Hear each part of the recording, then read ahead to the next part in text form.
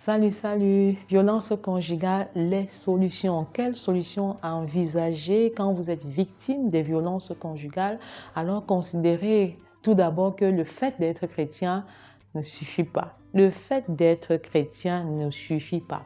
En plus d'être chrétien, il y a 4 choses qu'il faut considérer. 1. Un amour inconditionnel pour Dieu. 2. Un amour mutuel entre l'homme et sa femme. 3. Regarder ensemble dans la même direction. Et 4. Bâtir son caractère. Bâtir son caractère est la clé pour surmonter les violences conjugales. Et vous pouvez me poser la question de savoir comment identifier que la personne que j'épouse, l'homme que j'épouse a un caractère sanctifié, un caractère qui permette que nous ne subissions pas les violences conjugales ou que je ne subisse pas les violences conjugales, ou alors que lorsqu'elles arriveront, nous allons trouver des solutions ou des palliatifs pour que les choses se passent dans de très très bonnes conditions. Alors, je répondrai en disant que le fait d'épouser un enfant de Dieu, le fait d'épouser un serviteur de Dieu, un pasteur ou encore une personne, un mari qui parle en langue n'est pas une garantie d'être épargné des violences conjugales, parce que les dons spirituels sont des dons et ne sont pas signes de maturité.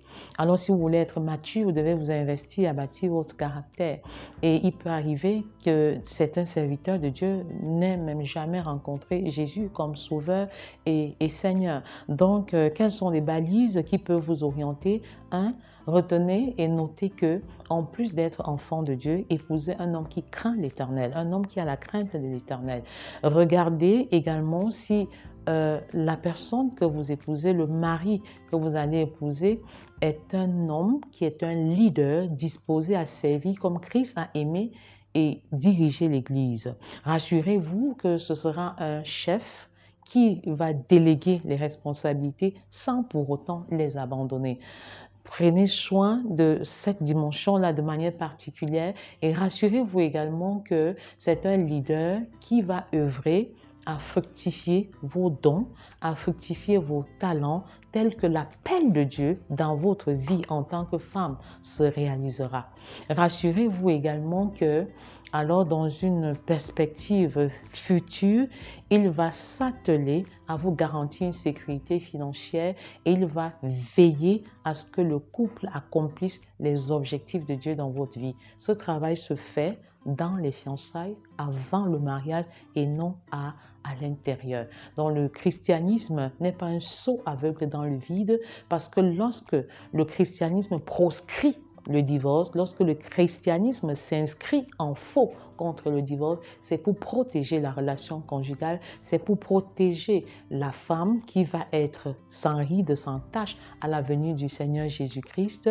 Et il est important que tu te soumettes également à ton mari, oui, que tu te soumettes à ton mari par obéissance à Dieu et par amour pour lui, pour que la parole de Dieu ne soit pas blasphémée, ne soit pas blasphémée. Ça, c'est central. Il ne faut pas que la parole soit blasphémée. Il ne faut pas non plus que les violences conjugales soient récurrentes à cause de ce que tu dis ou à cause de ce que tu fais ou à cause de ce que tu ne fais pas véritablement, ce que tu devrais faire en tant que femme.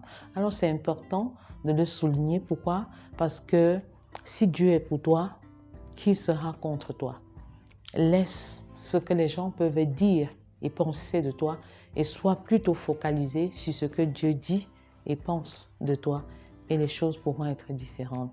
Vous convenez avec moi que la lutte contre les violences conjugales est préventive et non curative. La femme sage qui bâtit sa maison œuvre à éviter les violences conjugales, elle travaille à ce qu'elles n'arrivent même pas du tout. Mais si jamais vous êtes déjà victime de ces violences conjugales, alors dénoncez, parlez-en à la bonne personne sous l'éclairage de la parole de Dieu et surtout, priez énormément parce que la prière permet d'accomplir beaucoup plus que vous ne pouvez l'imaginer. Priez et laissez la puissance du Saint-Esprit agir en votre faveur et combattre pour vous et les choses pourront être différentes. Plusieurs femmes pensent que, en cas de violence conjugale répétée et extrême, il faut divorcer. C'est faux et je partage un avis totalement contraire. je m'inscris en faux contre le divorce, même dans les situations les plus difficiles, parce que la Bible est contre le divorce. Et la Bible sera toujours contre le divorce. Je t'encourage à ne pas te laisser influencer par ce qui se dit sur les réseaux sociaux, par ce qui se raconte, et même par des serviteurs de Dieu qui ne sont pas sous la direction du Saint-Esprit. Connecte-toi à la parole qui t'encourage à jouer ton rôle et surtout à ne pas penser, à ne pas envisager le divorce, quelle que soit l'adversité et la difficulté.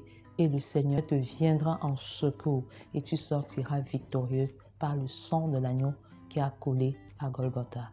Certes, il peut arriver qu'on se retire parce que la situation va mal, mais retenez que même lorsqu'on se retire, c'est toujours dans le but de bâtir la relation conjugale, c'est toujours dans le but d'être unis et non pas dans le but d'être divorcé ou d'être séparé.